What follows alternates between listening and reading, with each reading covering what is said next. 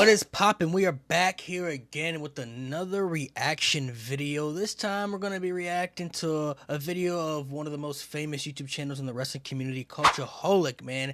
Worst factions WWE's ever had. They've had a lot of bad ones, a lot of good ones as well, but I'm going to react to this to see if I agree or disagree with some of the people and some of the superstars on this list who were in these factions. Before we start, make sure you guys subscribe, like, share, comment down below, turn on the notifications to be updated for all wrestling content right here on this platform, on this YouTube channel, and to be updated when we go live every Sunday, 5 p.m. Eastern Time Zone for the No Name Wrestling Podcast. Man, you don't want to miss that because we do allow the subscribers and viewers to come on from time to time to chat with us, even debate with us if they feel like, you know, the conversation we're talking about and they disagree with us. Friendly disagreements, friendly debates, we allow all that on this platform, and we allow the engagement. So please make sure to subscribe, like, share, and comment, and turn on the notifications once again. And now we're going to dive into this video. I haven't seen it, so we're blind reacting to it. I'm very excited for this, and let's see if I agree or disagree with, you know, the selections in this video. Alright, once again, shout out to Cultureholic. Top 10 worst WWE stables. Let's go. Worst WWE stables. Join us. Or don't in these cases. We join Number 10, the League of Nations. Ooh, paper, yeah. A faction featuring Sheamus, Rusev, Wade Barrett, and Alberto Del Rio isn't half bad. It's just... So, before I see the rest of this combination of a group isn't bad. They just had no plans for this group. I mean, Sheamus, Rusev, Alberto Del Rio, Wade Barrett, all guys from different ethnicities. You know, Sheamus from Ireland, Wade Barrett from England, Rusev from Bulgaria, Del Rio from Mexico. But they didn't have any plans for this group to really succeed. They were kind of just thrown together to kind of pretty much be the obstacle for Roman Reigns to go up against a little bit, and then they had the little feud with the New Day and stuff going into WrestleMania 32. But yeah, I mean, the fact they had no plans for this group, they definitely make the cut. Just a quarter bad, with Del Rio being that quarter. The League of Nations took 4 of WWE's dependable internationals and banded them together to spread anti-American sentiment, a simple concept I'm sure we can all get behind. So just what happens when an Englishman, an Irishman, a Bulgarian, and a Mexican walk into a wrestling ring together? A whole lot of nothing, sadly, as the League of Nations seemed to exist for one primary reason, which was to assist in Operation Get Roman Reigns Over. Amazingly, grouping them together managed to collectively lower the value of everyone involved, as the League of Nations had no clear purpose, no credibility, and the 4 men in the group were unhappy with their creative direction, or lack thereof. Sheamus, Barrett, Rusev, and Del Rio have all since been outspoken about their frustration and disappointment with their 6-month alliance, and as far as their WWE runs are concerned anyway, only the Celtic Warrior ever truly recovered from it. Yeah. Number 9, Facts. the Cabinet. Saddled with the stigma Hold of up, being wait a the minute, hold on, career wait a minute. babyface mid-carder, JBL needed all the help he could get to establish himself as a top-line heel when he was thrust into the position in 2000. Okay, no, I gotta disagree with this one, man. The Cabinet wasn't bad at all. I mean, they weren't a great stable, legendary-wise, but they served their purpose. The Cabinet was put together to protect JBL as WWE champion. JBL is like the ultimate survival heel champion. If you go back and look at pretty much all his title defenses, the 9 months he was champion, pretty much like 99% of them, he either cheated to win or he found a way to survive because maybe some interference or something. Like, JBL never really won a match clean as WWE champion, and that went pretty much against everything his character stood for, so he wasn't supposed to win that way. But I gotta disagree with the Cabinet, man. I wouldn't put them on here. Like, when you think of legendary WWE factions, obviously you're not gonna think of this group right here, but they serve their purpose as far as what their purpose, I know I keep saying that word, but their purpose honestly was to protect JBL as champion, and they did that for the entire reign that he was champion. So I think, you know, what they were there for, it executed perfectly to me. 2004. The shocking angles, heated promos, and feud and subsequent WWE title victory over Eddie Guerrero certainly helped legitimize him, and I'm sure WWE probably thought that making him the leader of his own stable would only enhance his reputation further. And so, President JBL assembled his cabinet, adding Chief of Staff Orlando Jordan, Co-Secretaries of Defense the Basham brothers, and image consultant Amy Weber. The cabinet acted as warm bodies to Amy be wasn't beaten around up too by the long, so. babyfaces trying to get their hands on the champ, but OJ, Doug, Danny, and Amy weren't exactly over with the audience, and their matches and segments routinely fell really flat. They accomplished next to nothing before gradually disbanding, with Amy quitting IRL after just a few months on the road, and the Bashams kayfabe handing in their notice not too long after. Bashams, bro, By they that were point, looking crazy. JBL had lost the strap, and so it was basically just him and Orlando, with fixer Jillian Hall temporarily added to the mix before. Okay,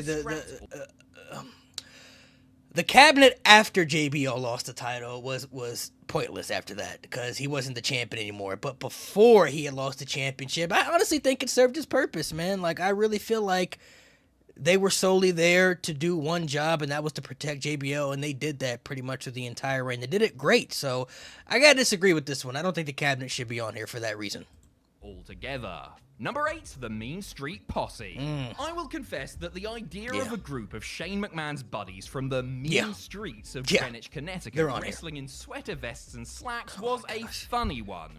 To start with, anyway. 2/3 of the so-called Mean Street Posse, Pete, Gas, and Rodney, were legitimate buddies with the boss's son, while the other member, Joey Abs, was a former enhancement talent and the only one with any actual in-ring experience. The Posse originally had a couple of other members, Willie Green and Billy P, before they were whittled down to a 3. Mostly used in backstage segments or to run interference for Shane, the Posse wrestled the occasional... This goes to show you that not all great things happen in the Attitude Era, and that's all I'm going to say. The Attitude Era was very popular, but not everything in the Attitude Era was great. Mostly awful match, one of which against Stooges, Patterson, and Briscoe is inexplicably one of the most viewed matches in the history of Raw. The Posse's collective lack of training meant that their matches were mostly rotten, and they didn't really have much reason for being once they split from McMahon, mostly being used as punching bags or hardcore title fodder. WWE evidently didn't see much of a future for them since they were shipped off to developmental league Memphis Championship Wrestling in late 2000, never to return. Number 7, the Mexicals. In theory, an invading cruiserweight group consisting of Juventud Guerrera, Super Crazy, and Psychosis. The Juice! A surefire winner. After all, the 3 luchadors were... In WCW, these guys were spectacular, but the stereotypical ass gimmicks that WWE would do, they literally had these 3 guys come out driving tractors, bro, and dressed up like they cut grass. Like, if you couldn't get more stereotypical than that, I don't know what stereotypical even means at that point, because the fact they made them dress up like they were mowing lawns and then they drove tractors to the ring and they're Mexicans, crazy work.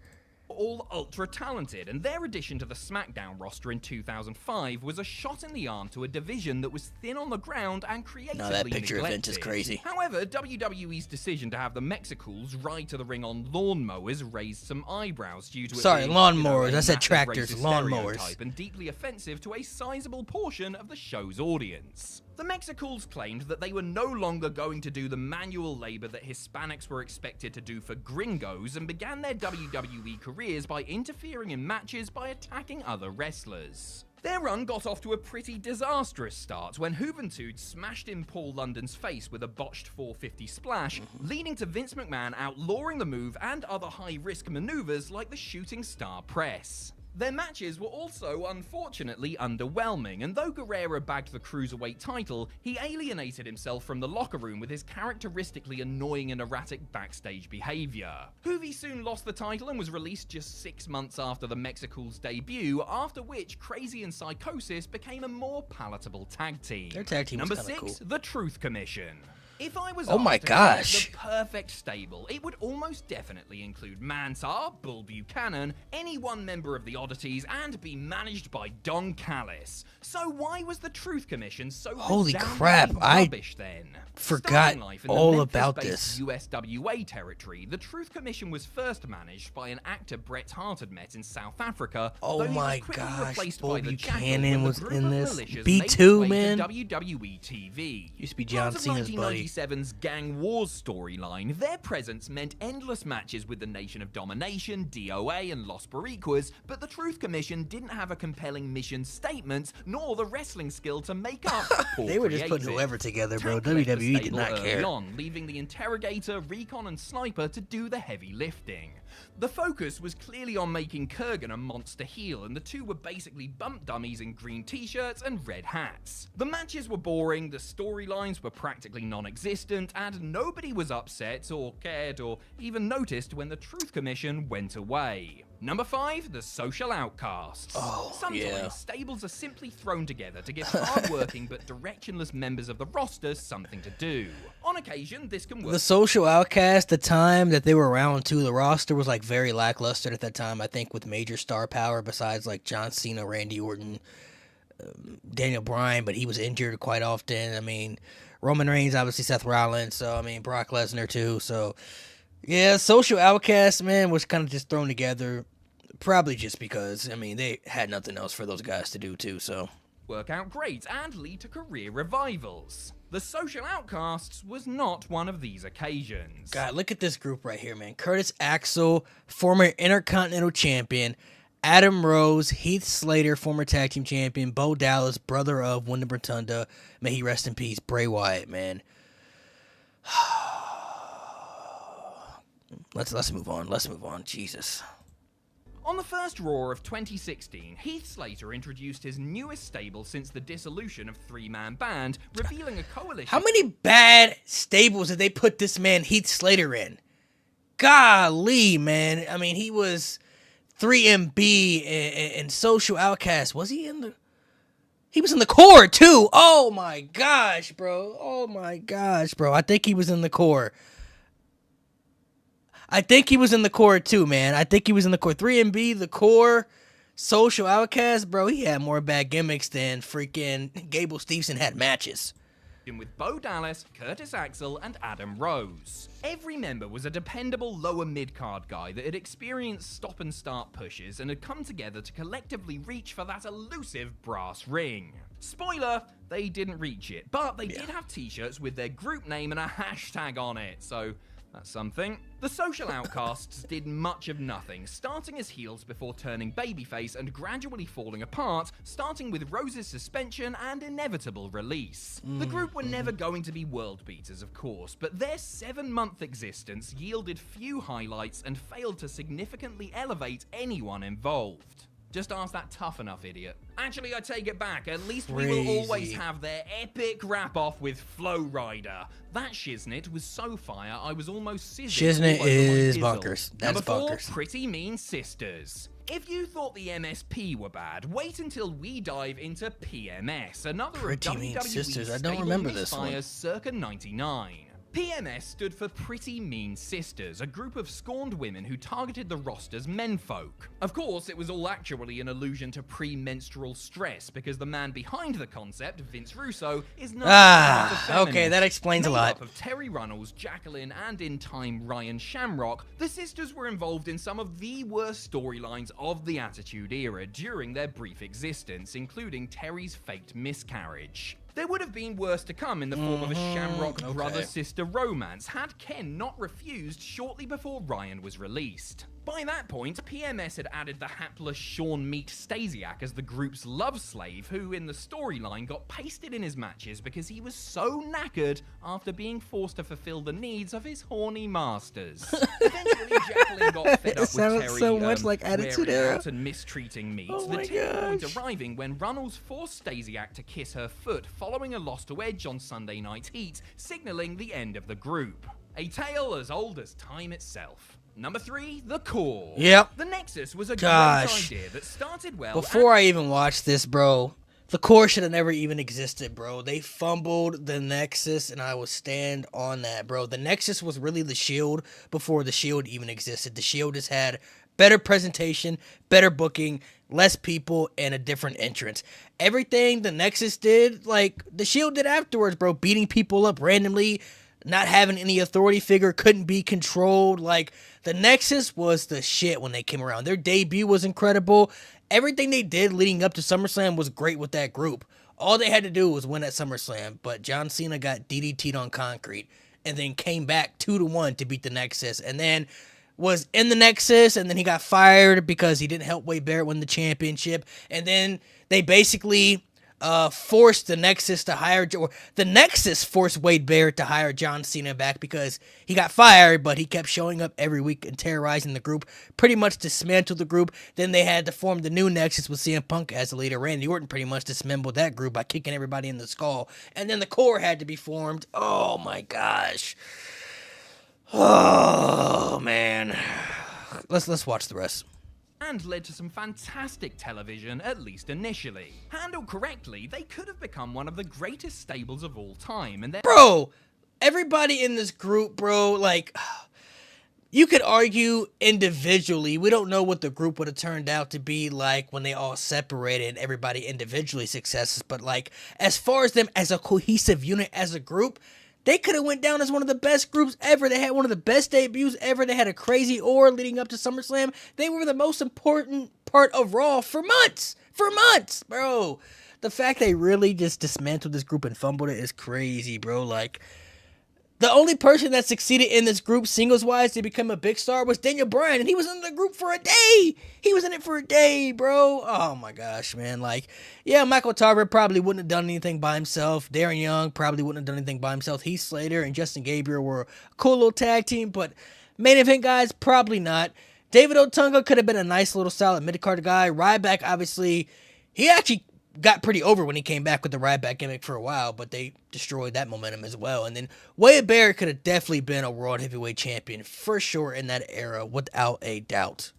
Their main members could have easily become main event level stars. Well, Nexus wasn't handled correctly and fizzled out after several months of irredeemable booking. CM Punk took over the reins of the Black and Yellow group, taking out Barrett, Slater, and Gabriel and forming the new Nexus, while the exiled members hooked up with former ECW champion Ezekiel Jackson to form the Core. That's spelled with 2 R's, by the way, so you know they mean business. I can see the sense in trying to Slater, give the 4 bro. of them He was something part to of so do, many but bad the whole groups. concept of the Core, if you can even call it a concept, felt like it was scribbled down on a fast food napkin and handed to Wade and the boys 5 minutes before their first promo together. Incredibly, the Core managed to snatch the Intercontinental and Tag Team titles, but if you want to know how successful they really were, check out their 90-second loss at WrestleMania 27. Number 2, The Union. Crazy. The only union 90 you're seconds likely to ever see in a WWE locker room is wild. the one that was made up of Mankind, Big Show, Ken Shamrock, and Test in May of 1999.